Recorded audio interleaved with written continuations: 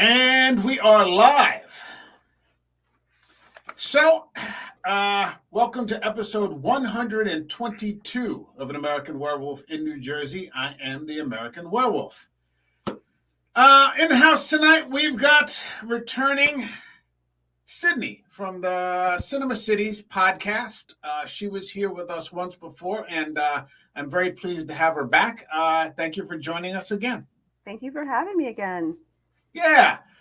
We were just talking before we went on, that it's important to have a channel that talks about the things that you want to talk about. And so this channel here, predominantly a horror channel, but also sci-fi and thrillers. And there's a lot that you can do with thrillers. And so I decided to dedicate an entire summer to crime thrillers. And this was one of the first movies that popped into my head. I caught it, as I was telling you a couple of minutes ago, on Netflix, just by chance. I hadn't heard about it at all, and was just stunned. It's fantastic, and it is hell or high water. So if you're ready to go, shall we get it going? Let's go. Boogie woogie.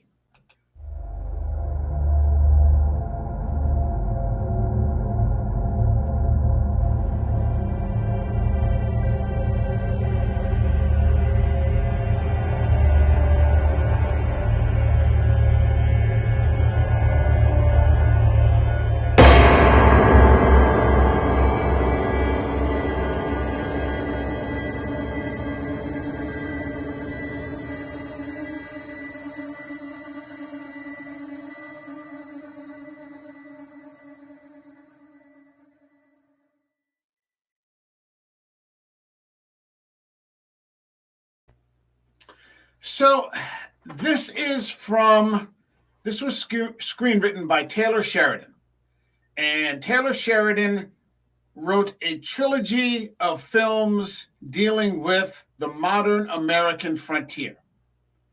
The first movie that he wrote was Sicario, which is just a fantastic action thriller about the U.S. government combating and the dirty war that they're sort of fighting with the Mexican cartels. The second movie is this, Hell or High Water. The third movie is a more recent film called Wind River that I haven't seen yet, but it's about a murder that takes place on a Native American reservation. So, the classic Western trope of what happens on the frontier and the rough sort of lifestyle, it is something that isn't prevalent in American cinema that much anymore. You don't see Westerns. And we were talking about this when we were talking about franchises. The Western has kind of gone away with few exceptions, films like this. So what Sheridan wanted to do was to look through a modern lens of what's going on in the 21st century on the American frontier, as opposed to the 19th century or whatever, and see what life is like. It's a rough take. I haven't seen Wind River, but I have seen Sicario, and now we're here to talk about this.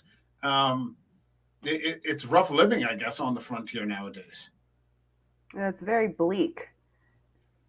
Yeah, absolutely. This movie is the films that we typically talk about, although I always go with the film that has a plot. I stay away, in the horror genre from non-schlocky sort of things. Every once in a while we get into it just for a laugh or something like that. But I try to talk about, films that have a story, good performances, this, that, and the other. Because there are tons of other channels that talk about blah, blah, and blah, A, B, and C. So, I don't do that here. But as I was watching it, and this is the second time I've seen it, it struck me that this movie is actually about something more.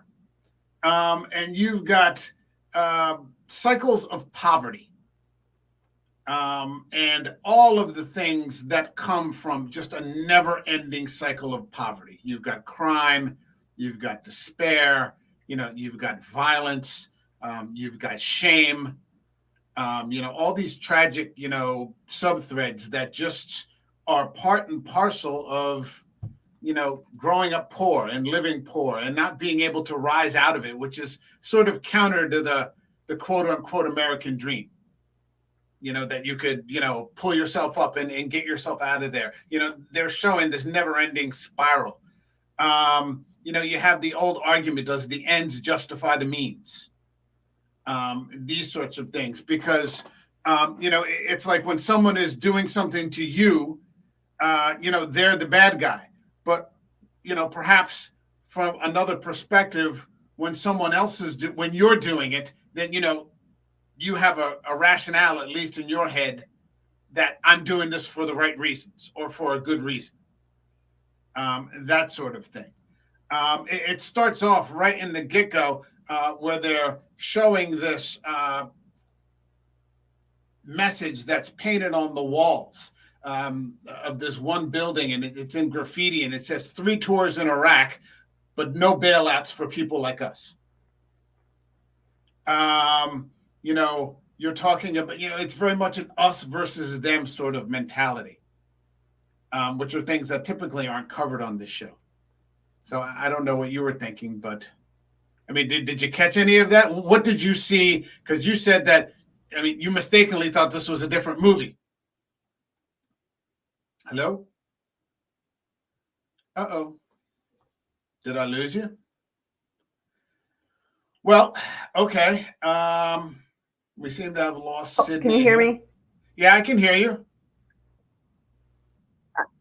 I can see you and hear you. Can you see me and hear me? Now I can, yeah. Okay. Yeah. Okay, so maybe this is our one text snafu. So what were your first impressions? Because we said that, this wasn't the movie that you thought it was. You thought you agreed to a different movie. So you saw this for the first time. Yes. What were your initial impressions? Well, my initial impression was it reminded me a lot of movies from the 70s.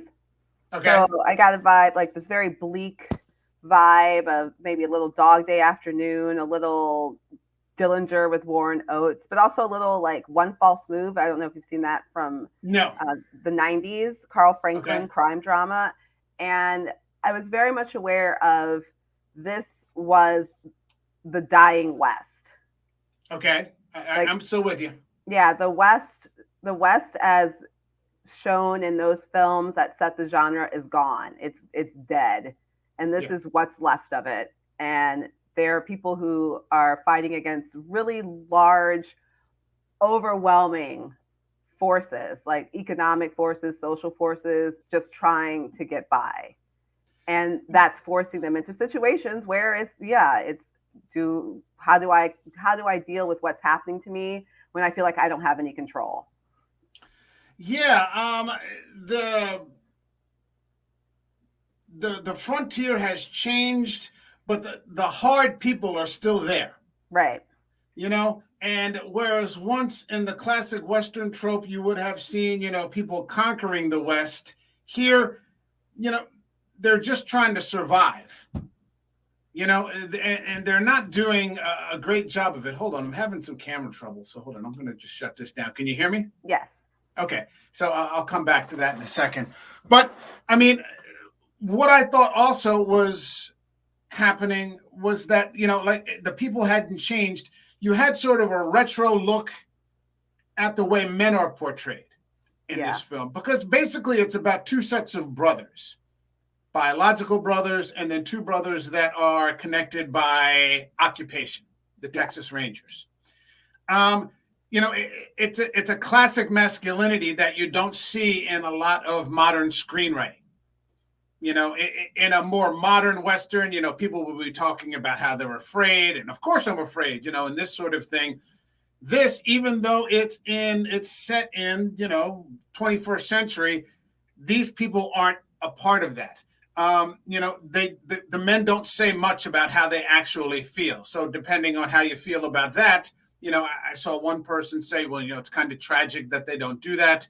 Another person saying, well, okay, this is an old school Western. But despite the fact that the men aren't terribly expressive of their emotions, there's a lot of love there. between the two sets of brothers. Yes. And I just thought that it was, oh geez, this camera just isn't focusing for some reason. I just thought that that was a fantastic example of writing from Taylor Sheridan. Yes. Yeah. And the other thing is, I like that there was everything that all the information that we got about these relationships, it came naturally. It wasn't exposition, exposition, exposition. It was through the sort of jokey and playfulness between the sheriff and his friend. God, I can't remember the name. Jeff Bridges. You've got Marcus and Alberto, played by Jeff Bridges, and a native actor, Gil Birmingham. Gil Birmingham, that's right. So their relationship, we get to see their closeness. They don't ever say it, like you said, but it's between the kind of harsh ribbing that they do between each other. Oh yeah, I mean, and same with the brothers, but he doesn't spell it all out for us, and the history of those relationships comes out naturally. Yeah, and you've got Chris Pine as Toby and Ben Foster, and Ben Foster is, to me, one of the most underrated actors in Hollywood. Yeah. If Ben Foster's in a movie, I'm watching it, and he was in 3:10 to Yuma, That's what which was the movie I think he thought we were watching. You're like, oh, Ben Foster's in it. This is the movie, and no, it's not that movie. But he's great in that one too. Oh, he's fantastic. He hits it out of the park in just about everything. I'm a huge Ben Foster fan. So you've got the setup with Chris Pine as Toby, he's a grounded guy, never committed a crime in his life, but he owes a ton of money in child support. He's divorced. He's carrying around a lot of guilt and shame for the money that he owes, and he hasn't seen his son in a year because he's ashamed because he hasn't been able to provide, in the classical male sense. He's been taking care of his mother, who died of cancer. He took out a reverse mortgage, it looks like, to pay for the hospital bills and the medical expenses and just to live. But, there's also a heavy indictment of the banks, and the way that the banks sort of lowballed him with the amount of money that they offered and basically set him up to fail with this loan, which he has. And then, excuse me, you've got his brother, played by Ben Foster, Tanner, who's a career criminal. Again, as part of the cycle of poverty, these brothers grew up with an abusive father that's talked about with great dialogue. Tanner killed his own father to prevent the abuse from going on any further. So, I mean, there's just a never-ending spiral all these offshoots of these people whose lives have been kind of ruined. Tanner, as the older brother, has sort of been living in this martyrdom for years, going to prison to save his family, and now coming out because Chris Pine has this idea that they can rob banks to pay off the loan from the bank and the interest, which is like $43,000, which it's a lot of money, but in a sense, it's like a pittance, but for them, it might as well be $500 million. Right. And they're so far away. And there's oil on that land, and the bank knows it. There's oil on the land. Yeah, the bank's pushing heavy to foreclose. So what they want is to pay the bank off, put the lien in a trust, if I have this correctly, so that it can go to Chris Pine's children. So they've got this altruistic plan. It almost sort of reminds me of a serious version of the Blues Brothers, where they're trying to save that children's orphanage. Yeah. We're on a mission from God. It's like that. And then on the other hand, you've got Jeff Bridges as Marcus, these two Texas Rangers, and his partner Alberto. And Jeff Bridges is at the end of his career. He's a widower. You can basically summarize it like after he retires, he's not going to have anything to live for. Like he doesn't seem to have any friends. He doesn't have any family. You know, and again, you know, coming from that generation that doesn't know how to express that. So he just works. And then you've got Alberto, who's his half Mexican Native American partner, who just takes nothing but abuse. This is true, yes. And ribbing and racist comments that are, it's very strange. Jeff Bridges is just fantastic in this, in that he just delivers these racist comments, but they're done with, like, you can tell that he loves the guy. Him. Yeah. Yeah, it's like his little brother or something, you know, and he just smacks the hell out of him verbally, like, all the time, but it just comes from this position of love, which is kind of how, I mean, I'm not a modern guy. I mean, it's kind of how men, you know, sort of act around each other. You know, you just insult the living hell out of each other, and that's what it means to, you know, to interact, you know, and to show affection, that kind of thing.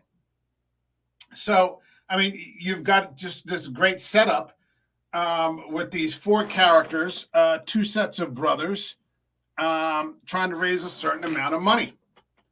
And, you know, they're sort of fighting the system. Yeah. So, I mean, what did you think up to this point? What did you think about the characters? I mean, anything.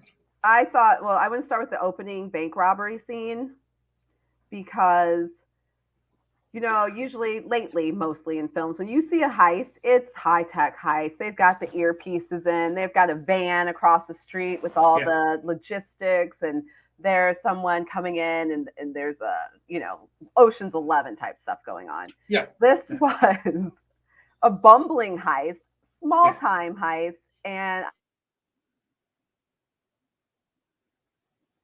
hello? Uh-oh.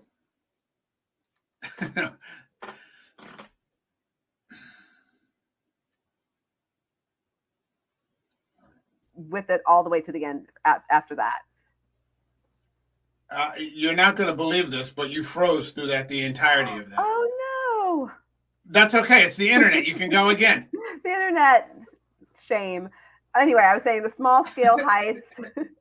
Usually we see the Ocean 11 type heist in the movie. Right. You said bumbling. We got the bumbling, and then... Yeah, the bumbling, sort of low... It's almost... No. Sydney.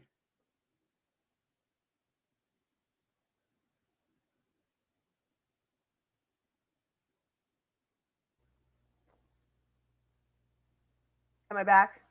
Yeah, you're back. Okay. So it's just like two guys in the small, dusty town, and they're just hoping to get away with it. And then from that point on, I was sucked into the movie, and I was saying I was on for the ride to the very end. Here's the thing that I noticed about this too. In the bank, like the people, like, and you're right. If you were to watch like Michael Mann's Heat, you know, with like a classic bank robbery or something like that, or Ocean's 11, here, I mean, even the customers are poor. You've got that old man who's just putting he's like, you know, I didn't know where I was going to pay for my next whatever. And then, you know, he finds this enormous jar of coins. Yeah. You know, some of which may actually be worth something, but he can't afford to wait that long. He needs the cash now. Right. So throughout the movies, there's just this repeating message of how desperate these people are. And even the bank employee, like in that first robbery, she's like, you can walk away right now. You haven't really done anything wrong. She's got almost forgiving of the fact that they're trying to rob her bank. Yeah. There's a rapport, you know, that's happening between the citizens of the towns and the bank robbers. And there's actually a sympathy and an empathy for the robbers. You know, that one man, when Jeff Bridges goes to interview the men in the diner, you know, he's like, I just think it's funny that this bank that's been robbing me for 30 years, finally, you know, somebody robbed it. Yeah. You know, and the waitress who doesn't want to give her tip, she got tipped the money from the robbery, but she's like, you don't have proof that money was from that robbery, and I need to pay my mortgage. Right. So, you know, there's this idea that all of these people are kind of on the same side. No one's gone far enough to commit a violent act, but everyone can clearly relate to, you know, the need to do something now to change your station. Right. That this isn't, I mean, and here's where it divides a little bit, because the difference between Chris Pine, who's much more grounded, and Ben Foster, who's kind of this live wire, and you can see the difference. Yeah. He's having a little too much fun. Yeah, he's liking it a little bit too much, and you already know that it's going to lead to disaster. Yeah, he's not stable. Right. He's not stable. He's not a stable person, and you're giving him a gun and you're putting him in a high tension situation, with like lives and live bullets and things like that. And you can see that at some point, the wheels are kind of going to come off. So, I mean, they're very smart, though. I mean, they're only taking the 5s and the 10s and the 20s. They're not taking the big bills, this sort of thing. But, oh, God, here we go. This is just tech all. Okay, here we go. I'm back. But, I mean, it's just a fantastic piece of writing that they're constantly showing you.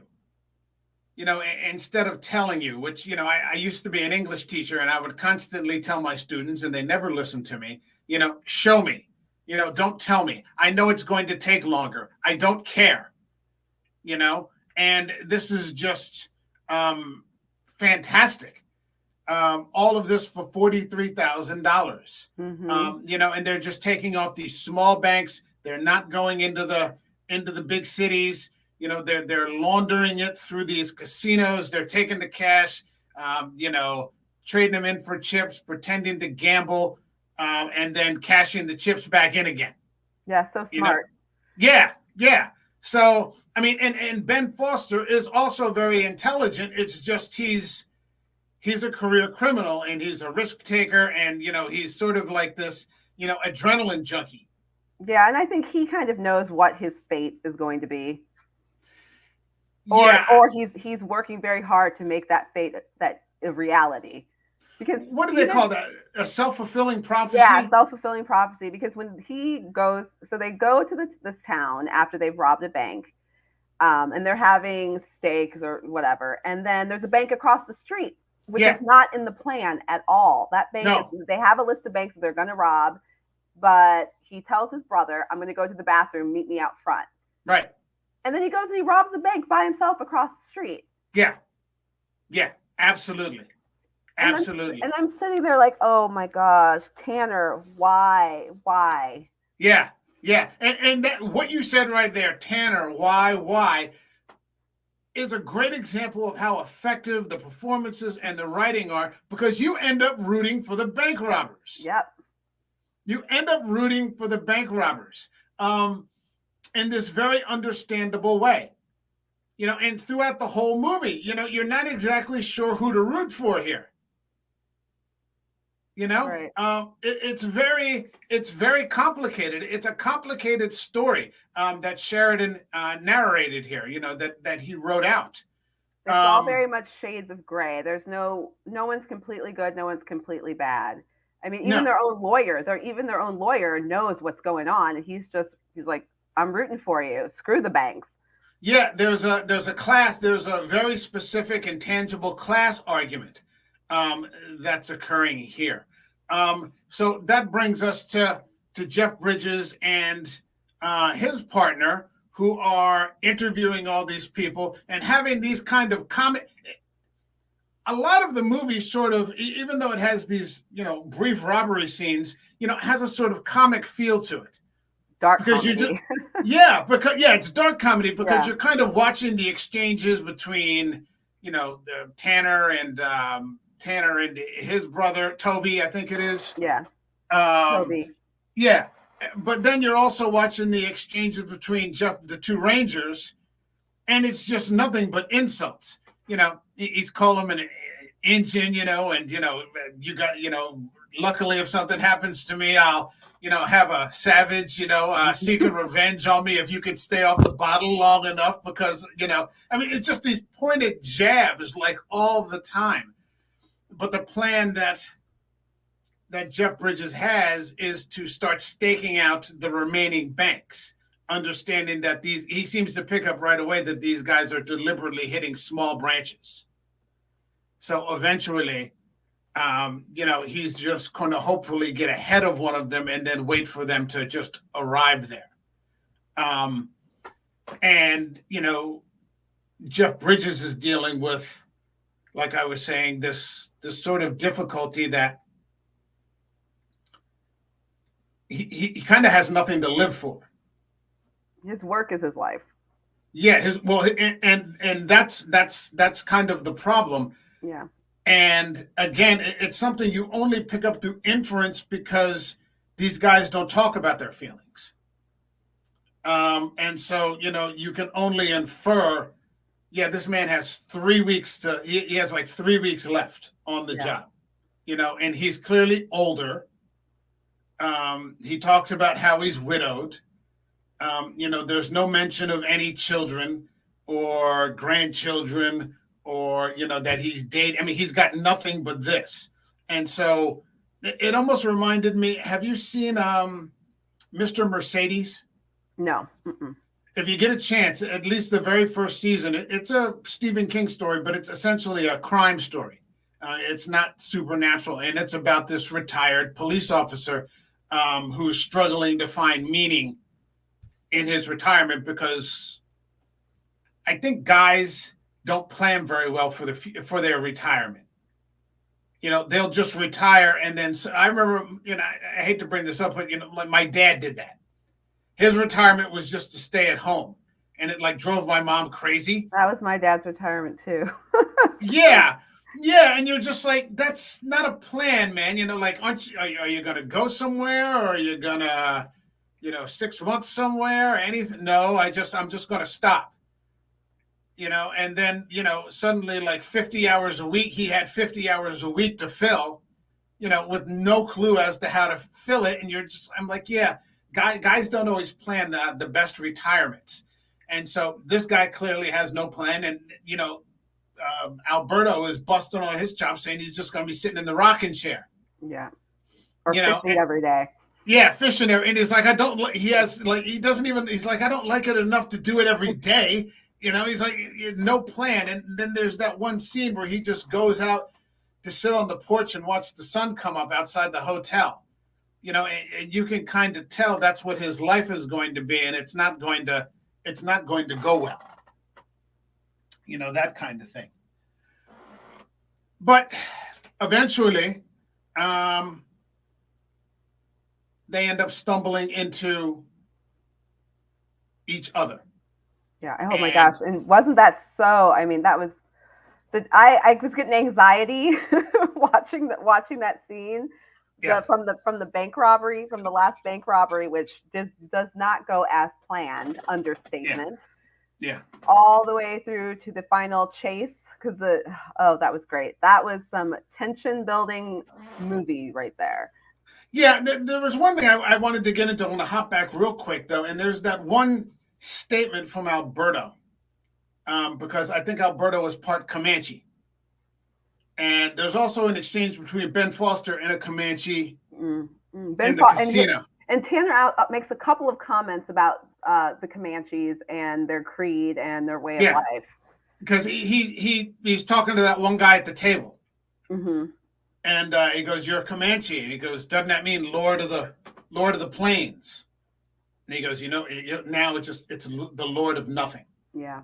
They don't have anything anymore. It's a casino, and I'm gambling, and I'm winning a couple of bucks, and that way of life is gone. And so I think that's also part of the story here, and that this frontier life is it's passing into history. These are the last bits of it.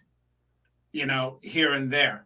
If I just want to interject something else about the passing. Remember when the Alberto is driving the truck and they get stopped by the cattle? And the guy on the horse who's rounding cowboy on the horse he's rounding up his cattle because there's a fire, and he's basically like, "Can't believe I'm doing this. My kids don't want to do this. What am I doing this for?"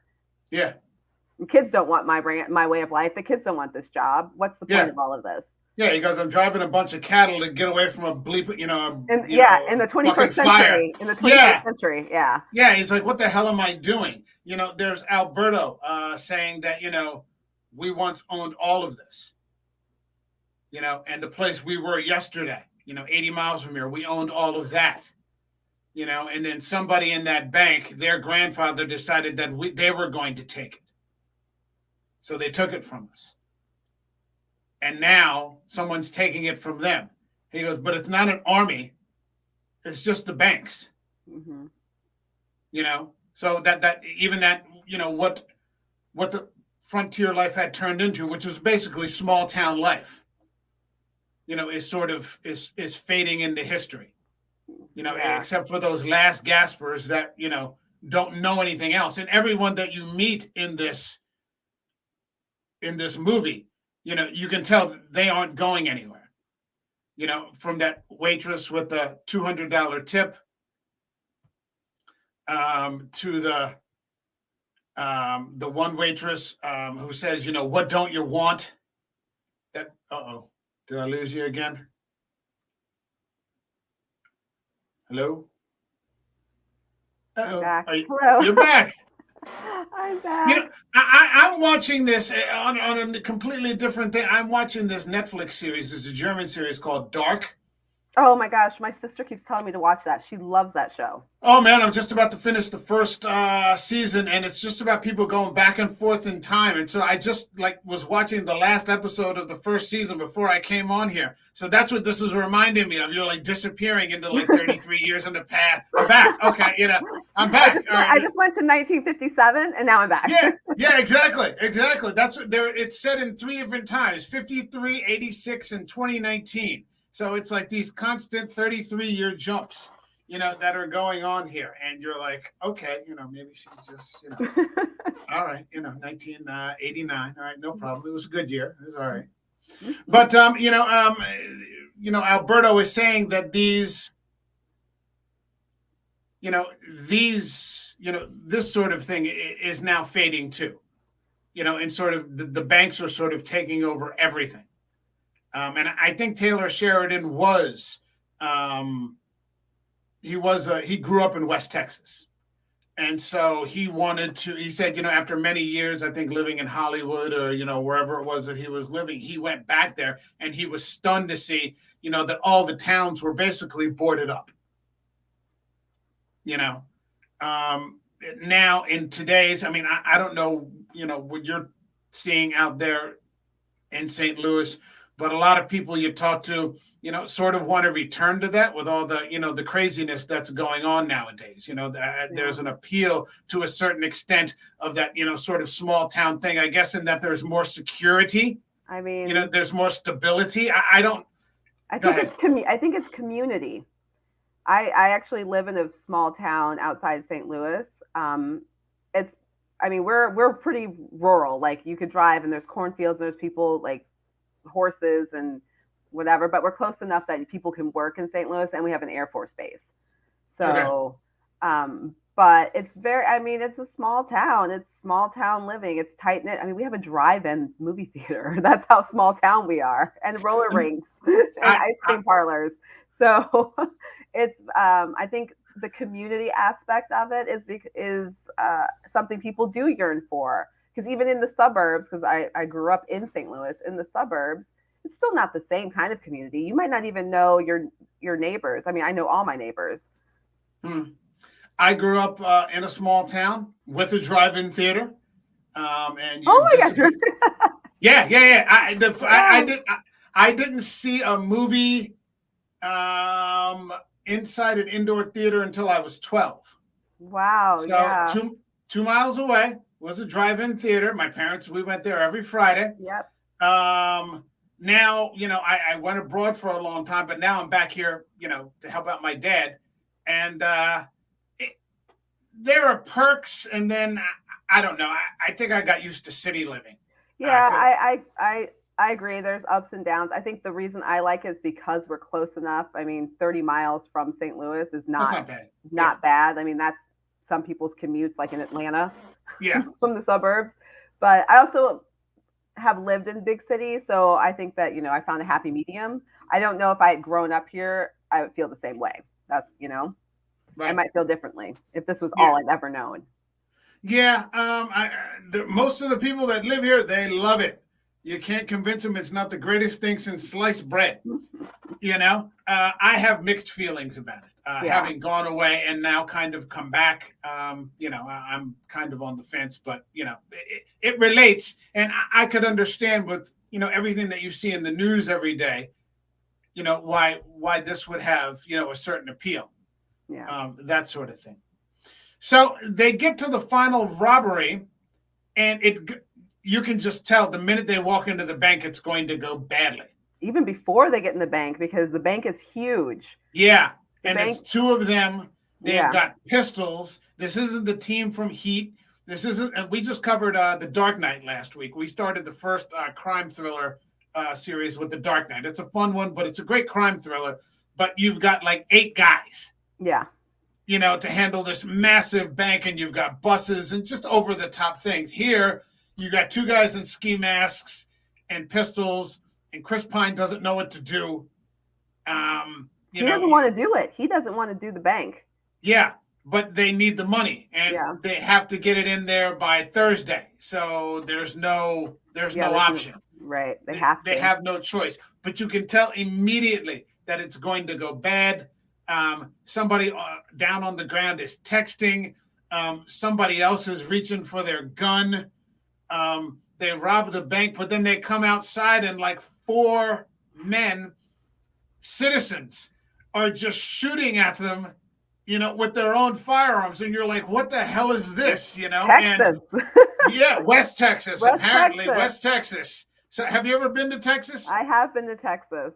And it was this your experience? No, I was in San Antonio and like Houston and Dallas. I was never out in like out in Texas, And I assume you weren't robbing a bank. And I was not committing any crimes. You were not committing any crimes. Okay, so there was no reason for anyone to shoot at you. You had a wonderful time, and here we are talking about this now.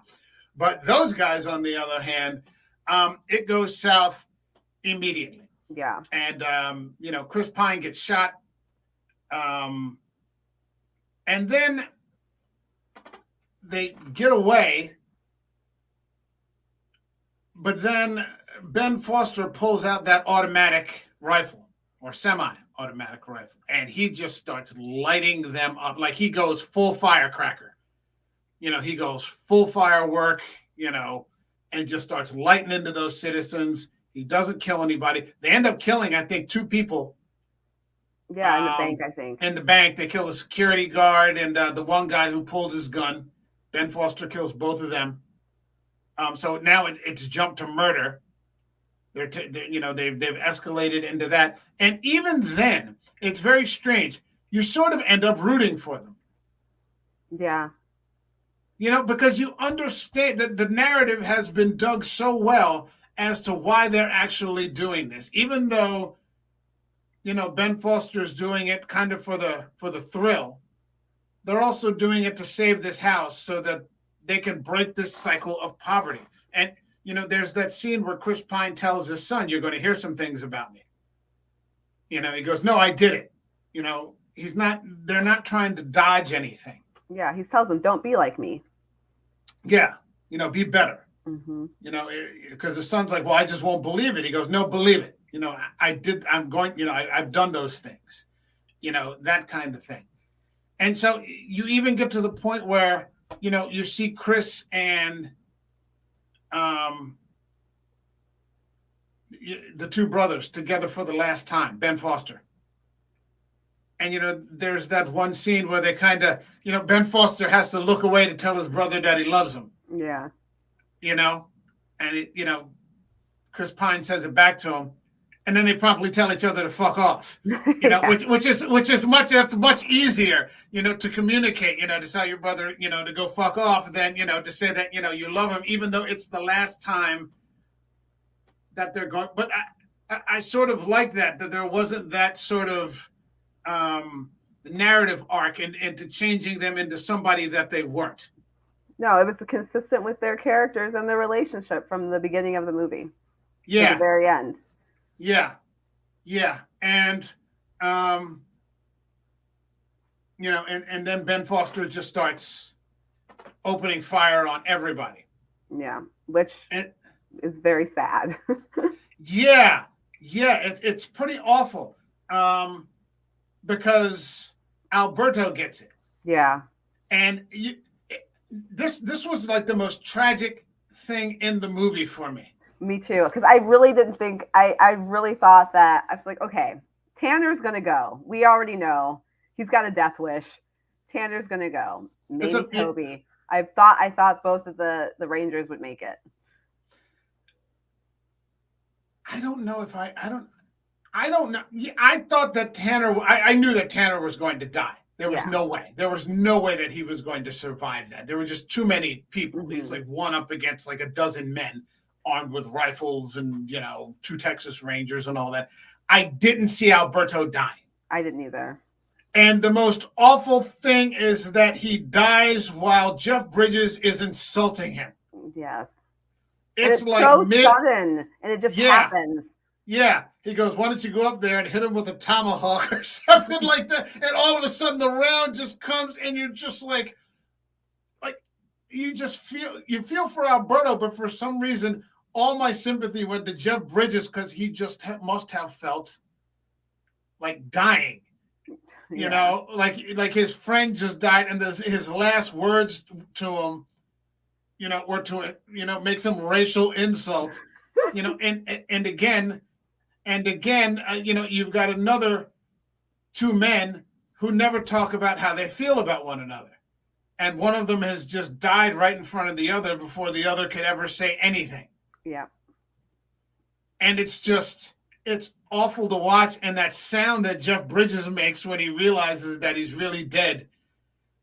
And yeah, I mean, and then Tanner isn't long for it after that. They end up sneaking up behind Tanner, and then Tanner comes back to that old Comanche, saying Lord of the Plains. Yep, and then he bites the dust. Yeah, and he becomes exactly what that Comanche says, which is the Lord of nothing. Yep. And so, in many ways, I think Tanner is that the scene with Alberto was the most tragic, but I think Tanner was the most tragic character because this whole spiral of crime started with him trying to help his brother and his mother, who didn't seem to, right. There was this inference that mom sort of resented her son from killing the abusive father. Yeah. Remember they said, he said it was a hunting accident, and then Jeff Bridges was like, yeah, who's hunting in the barn in April? Yeah. So you get the idea. It's like, no, he took that guy out. Yeah, and there's just, there's no escape for him. Yeah. It's like 29 years, he said, or something, plus 10 that he spent in prison.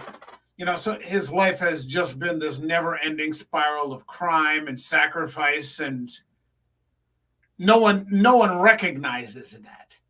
Yeah. Except his brother. He's just another con. Except that he's not. He's this person. And it's fantastic to watch. It's fantastic to watch. They end up getting to save the farm. Yeah, and I really was pulling for Toby. I was talking to my TV, like, you better not let Toby die. You better get that farm. Yeah. And I love the scene where he has the interaction with the bank manager. Oh gosh, yeah, because that bank manager, he really thought that they were going to get that farm. Yeah, I mean, the bank manager was just a bastard. Yeah. And trying to slow down the, I'll fax it to you by the end of the week. It is the end of the week. I want to see you do it right here in front of me. He had to oh, you've got an attorney. Okay. He had to push through everything because the bank was really trying to get a hold of that piece of property. Yeah. I think they said it was pulling out $50,000 a month. Yeah. Once they put the oil rigs on there. Yeah. And drilling. Yeah. So yeah. Which is basically what keeps Toby out of the jackpot, because they can't figure out why someone would steal $43,000 when they're already making $50,000 a month. Yeah, and his attorney told him to set up his trust at through the the bank they were robbing. He's like, they'll never think you're robbing those banks. Okay, so we're Toby and Tanner fans here. Yes, I guess, we are. You know? Team Toby and Team Tanner. Yeah, that's exactly right. When I rebroadcast or put this up on Spotify tomorrow, I'm going to hashtag that. I'll put you in there with Team Tanner, Team Toby. Definitely. Oh God. So we come back, and Jeff Bridges is now retired. They don't focus on him grieving a lot or anything, because that would be inappropriate, because that's not who he is. Right. He's going to keep it to himself. But what comes up funny is when he's talking to that one marshal that's got his desk now, the waitress and the dining patrons won't identify either of them, Toby or Tanner. They're like Robin Hoods. Yep. Or something, and the people, no, it's not them. I don't recognize them. It's just a small little detail, that just keeps reinforcing these narratives, this us versus them kind of thing. Because while I'm sure they probably don't condone bank robbing or murder, they hate the banks more. Yeah, they hate the banks more, which is a sentiment that lots of people can sympathize with. Yeah. Yeah, nobody sympathizes with banks. Yeah. Yeah, especially the bankers. Yeah, and especially in the light of, and what we saw in that original graffiti, no bailouts for us. Yep. Too big to fail, but I guess, that doesn't count for us. We can fail and, just, keep living the way that we're living, because nobody gives a crap about us. Right. That kind of thing. And that comes back to the final confrontation between Jeff Bridges and Chris Pine, which I just thought was fantastic. The first time I saw it, I was like, holy crap. Yep. They're going to put these two guys together.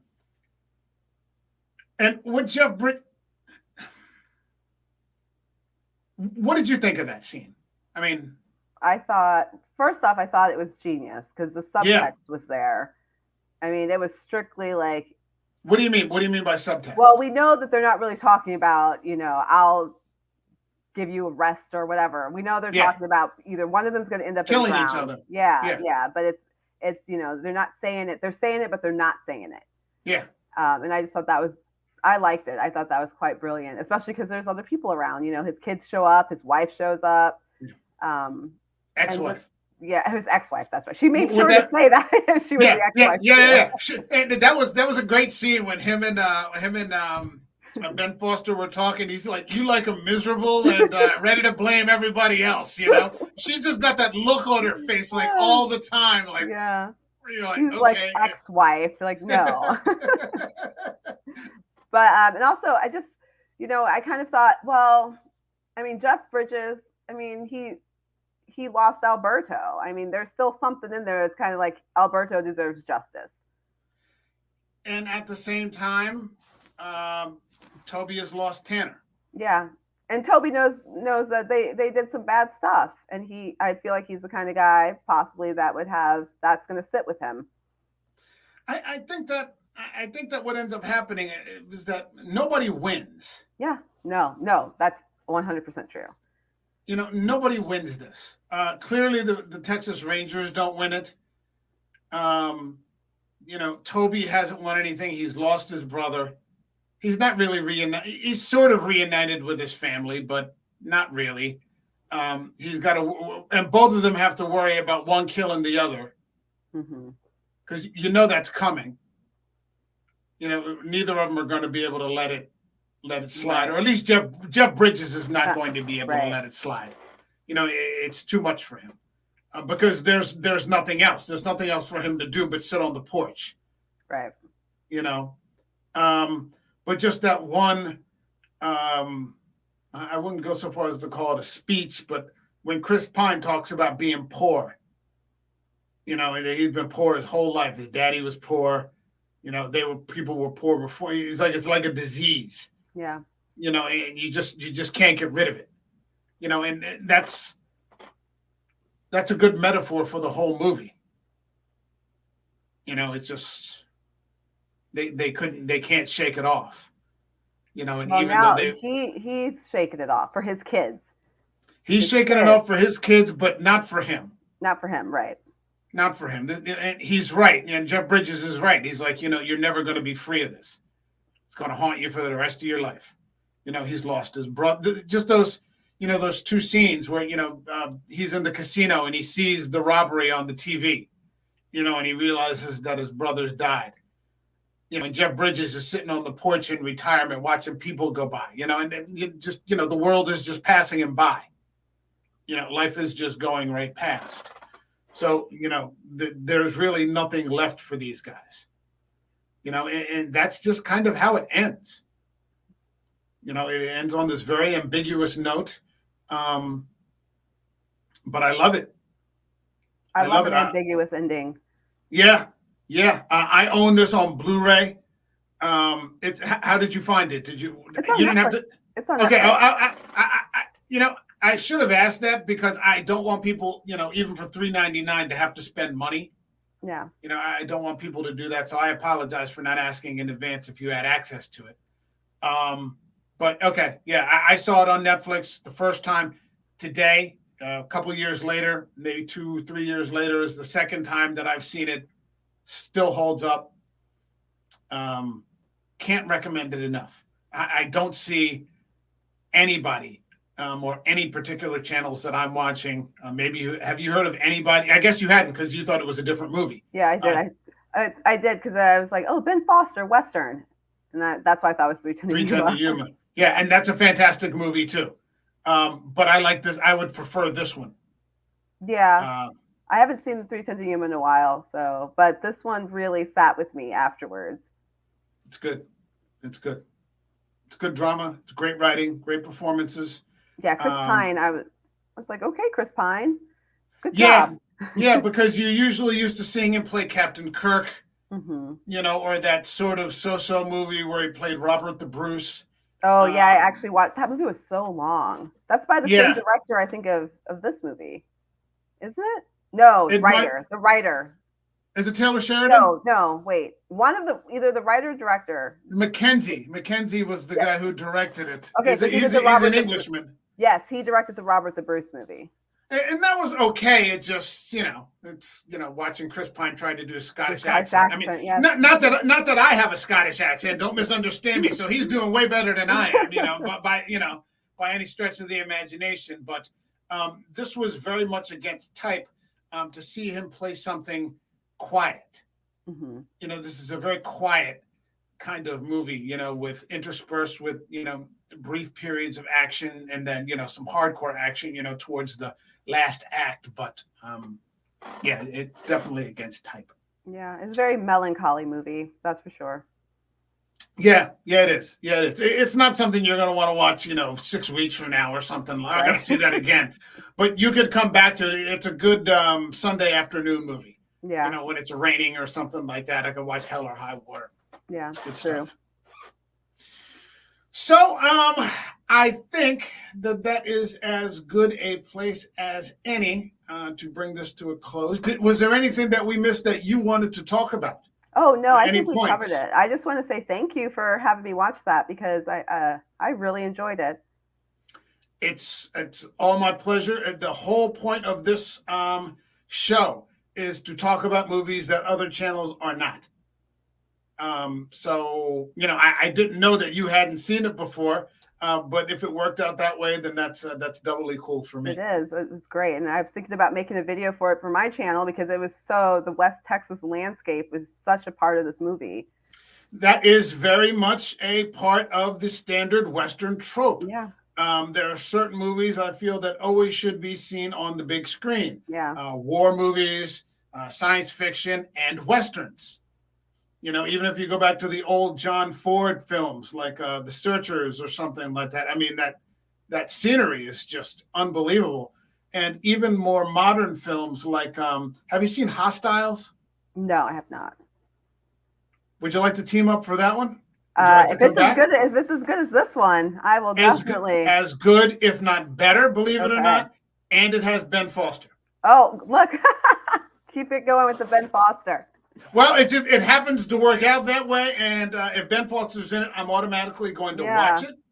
And so that will be no exception. So if you're interested, yes, definitely, I am looking forward to it now. Okay, Hostiles then. Hostiles. All right, so I've got your back. Very cool. All right, do me a favor before you leave. Plug something. Tell people where they can find you, what you've got coming up. Maybe you're. Okay. You can find me at Cinema Cities on YouTube. That's my YouTube channel. I actually just dropped a video. I think it was yesterday. I can't even remember because it took. They all run together. Yesterday, on my 5 favorite films from 1968. So that popped up yesterday, and they're not the films that you would think of that came out in 1968. Okay. All right. I'll take a look at that. All right. Very cool. Very cool. Well, my thanks to Sydney from Cinema Cities. Thanks and for having we'll me. have you. Yeah, we'll have you back on again for Hostiles. I'm looking forward to it. Absolutely. Yeah. If you thought this movie was something, wait till you see that one. That's quite a story. Okay. And I'll talk to you about the date coming up. We'll set up a compatible date. That's it for this show for this week. Next week, this Sunday, I will be on the IFC Midnights with Patrick for the Have Cheetah channel with a movie I haven't seen yet called See for Me on the 26th. And then on Wednesday, I'm going to be interviewing a British actor, Scottish actor, I believe, named Scott Atherton. And Scott Atherton has had roles on The Crown and Peaky Blinders. And he's also a pretty established voiceover actor. So that's going to be a real treat talking to him. And then on Thursday, we're going to have our crime thriller for the Summer of Crime for the week. We're going to be talking about Mel Gibson's Payback. Love that one. Yeah. The director's cut or the Yes, the director's cut. Yeah, the director's cut. Yeah, absolutely. Yeah, I'm very much looking forward to that. I haven't seen it in a really long time, and I've never seen the director's cut, but I own it on Blu-ray. So that's going to be. I got to watch the movie for Sunday for Patrick's channel, but that's the one I'm really looking forward to. So yeah, that's going to be a good time. All right. My thanks to Sydney once again. We'll be back next week. And take care, everybody. Bye-bye.